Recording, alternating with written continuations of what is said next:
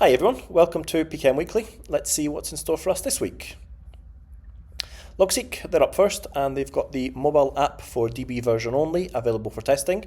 So the devs have finally decided that the time is now the right moment to open up the mobile app for testing, and it's going to be with sponsors, backers and contributors to begin with, and then open it up for other users as well.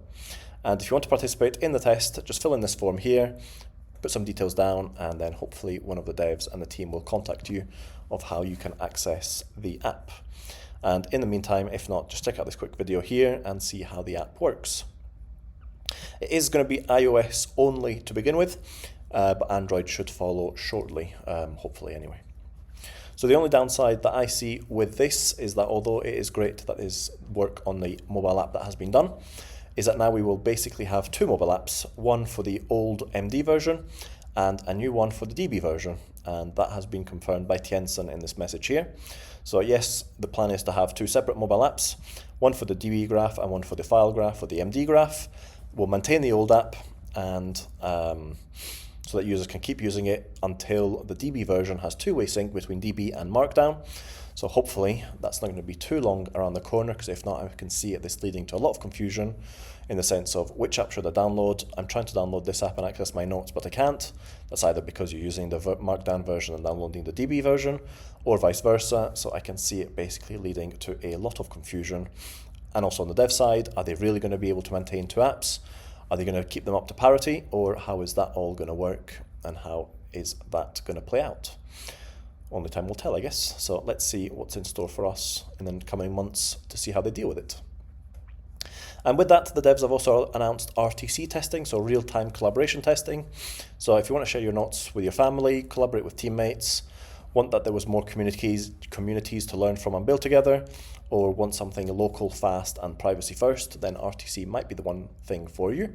And again, it's going to be open for sponsors, backers and contributors to begin with, and then they'll open up the doors for RTC for everyone else in due course. So again, if you want to test it out, fill this form in, put a few details, and then you should hopefully get access in due course. So with that being said, now the devs have finally got past that block with the DB version. What's next? And this is pure speculation on my part, so if you've got any other ideas of what the devs might work on next, please do feel free to share. But the way I see it is finish off the release of the desktop version of the DB mod. So for now, it's basically you need to go through GitHub, do some rigmarole to download it. And hopefully that's going to change so that you can just click a button, download the app and get started. Implement some form of autosync between the MD version and DB version, as alluded to by Tienson. So hopefully that is going to be something that the devs can work on, and it should allow you to get the features and the benefits of the DB version, but also store your files in MD, so that you get the best of both worlds, and hopefully open up the doors for a number of other people to use it. Maybe implement some form of MCP and Logseq. So AnyType is leading the way with this one, and hopefully it's something that Logseq can do as well. Maybe finally launch Logseq Pro. So it's been mentioned for a number of times and maybe a number of years, although nothing's really been communicated about it, of how much it will cost and what it will really include from the dev side. So hopefully that's something that they will be able to release and actually start making the use of, so that they can become self-sustaining. And then, well, now that they've got RTC enabled and soon going to be released to everyone, is start to think about how they can market themselves a little bit more seriously to especially people and companies that will want to use RTC, so that again they can become self-sustaining. So definitely a lot of interesting times ahead from the Logseq front. Next up is Capacities. So they've announced that they're now working on a Readwise integration. So the devs announced on Discord that they're super excited to share that they started to work on Readwise integration, and ahead of the integration they've asked for a few comments on the proposal that the team has put together. So if you follow Discord, follow the link, you'll see this post here from Stefan, and click on the Readwise proposal, and here you can see it. So how they're planning to set it all up, what's the import process going to be, what you need to do within Capacities itself so that you can make the link. They are not planning on creating a full automated import, so that's just something to keep in mind, but at least they're clear about it, and they announce it here at the off that it's not going to be something that they're going to be working on, and here's why. And also they would like to get us commenting and providing them with feedback on the proposal that they've put together.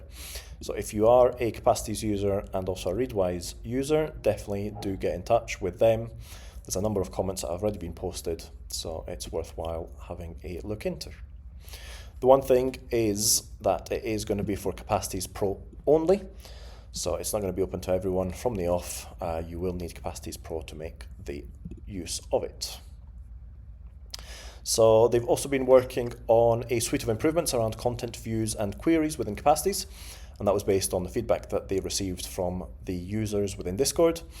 And they had identified queries and content views as a bit of a bottleneck and a source of frustration for a lot of people. And they have been working on it, and these are some of the improvements that they've been releasing in the past week or so. So better query and live updates, bug fixes and improvements, and you can check it out here with all of the changes that they've done of late. So it's good that at least they're taking the feedback seriously from users.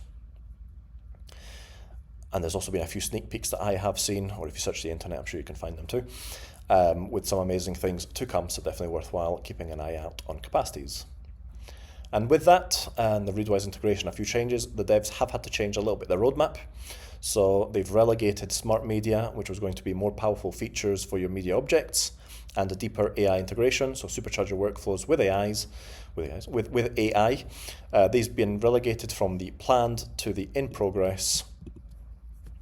These have been relegated from the in progress to the planned stage. So you can see it here, smart media and deeper AI integration. They've been relegated to the planned stage, whereas they're now working on Readwise integration and better views, which is a bit of a shame because I was looking forward to the smart media and seeing what that was all about. But I'm sure the great work from the devs, it will only be a matter of time until they're back. And with that, they will also, they have commented that they will update their What Next document, because this was last published in mid-February 2025, so a good few months ago. And within it, you can see that they were working on already media types and what it was planned to achieve, and some deeper into AI integration with hopefully some of the things that they were aiming to implement. But unfortunately, these have now been pushed back, so we'll have to wait and see what the team are going to work on next. And lastly, with Capacities, is Capacities still recommendable without the querying functions? So query features are part of the Pro plan, so you need a subscription for that. And OP is basically asking, can I still use Capacities even if I do not have the Pro plan and the querying features? So definitely worthwhile checking out if you are in the same boat as that. Obsidian, great video from Mackie. They've posted, or Mackie, they've posted how to 10x your notes with Obsidian and Claude AI agents. So it is an hour-long video, but basically goes through the detail of 10x your notes with AI agents, how to use Obsidian plus Claude Code for the ultimate note-taking experience. And it goes through a lot of detail, a lot of getting it set up, step by step, what you need to do, how you can do it, and how you can get the best of both of these tools. So definitely worthwhile having a look into that one. OP then also wrote on another one that they've moved their notes from MyBrain to Obsidian. So they wrote a Node.js script to try and make use of the notes that were in MyBrain or the brain and that were neglected. So they have finally been able to achieve that. So now they've got around 20,000 notes that are accessible to Obsidian, and you can find details in this Reddit post here. And lastly, with Obsidian is what's the most random way you use Obsidian that turned out to be extremely helpful.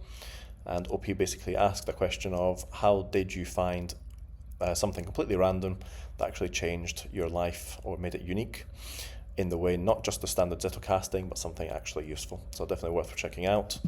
The last time I checked, there was about 50 comments or so, and it's only been posted 18 hours ago. So definitely worthwhile having a look into that one. Tana, they've got live web search that's now baked into Tana. So every time you use AI chat, ask AI, or AI lookup within fields, the assistant will automatically pull results from the open web. And you can use it with time-sensitive queries. So what's the weather today?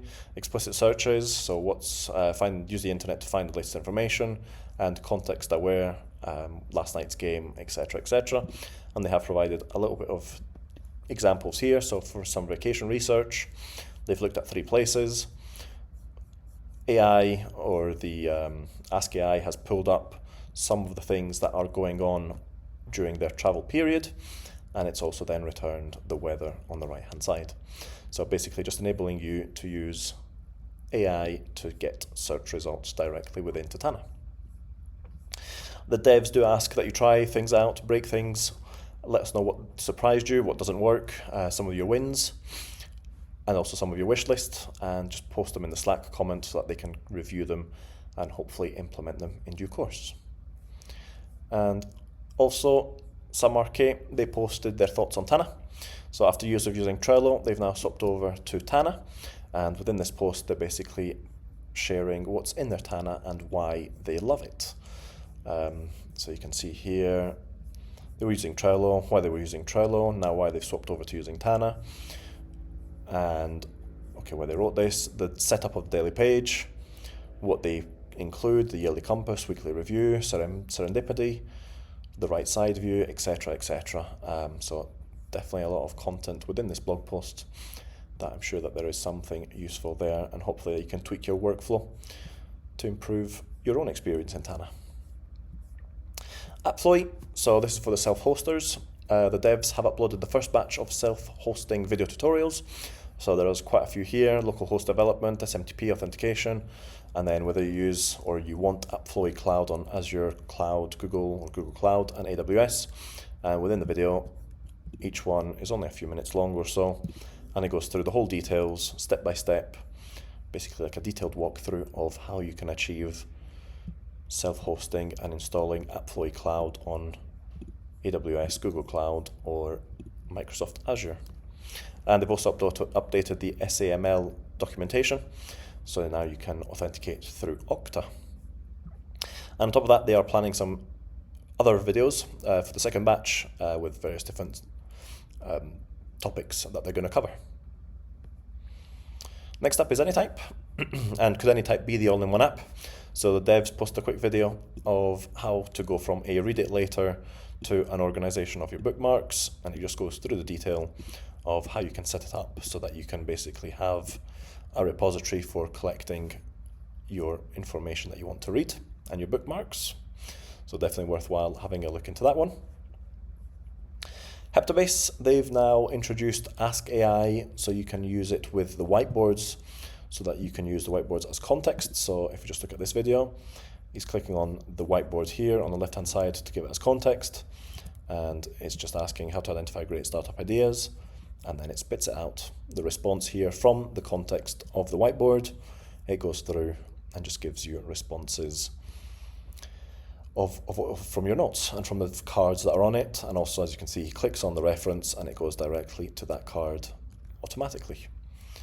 And then very similar to that was this one here. So get reference link from the AI responses. So again, he's asking for context, or using this document as context, using Gemini 2.5 Pro, although you can change it within the Heptabase itself. And then you can see it comes out with a result, and it will tell you where it's got the context from. And on top of that, a few other updates: double click, resize columns, sort results, sort cards, and remember the state of each card, whether it's collapsed or not. AFFiNE, they've now finally released the iOS app, no Android app as far as I know. So you can check it out here and download it from the App Store. So definitely worthwhile having a look. It's got 3 ratings so far, 4.7 review. So if you are an AFFiNE user, definitely check that one out. And then Octarine, they've done a mega update version 0.27. So split planes and tabs, now everything is basically a tab. So they've done a major rewrite of the whole architecture, and rather than going from a single view note mode, they've gone to tabs and split pane architecture. Allows for various different things. They've also improved the performance, and they've looked at focus mode to try and tweak that and make that better. And if you want full details of the changelog, follow the link here and you can go through the detail of what they are, what the updates have been, and how you can actually use them.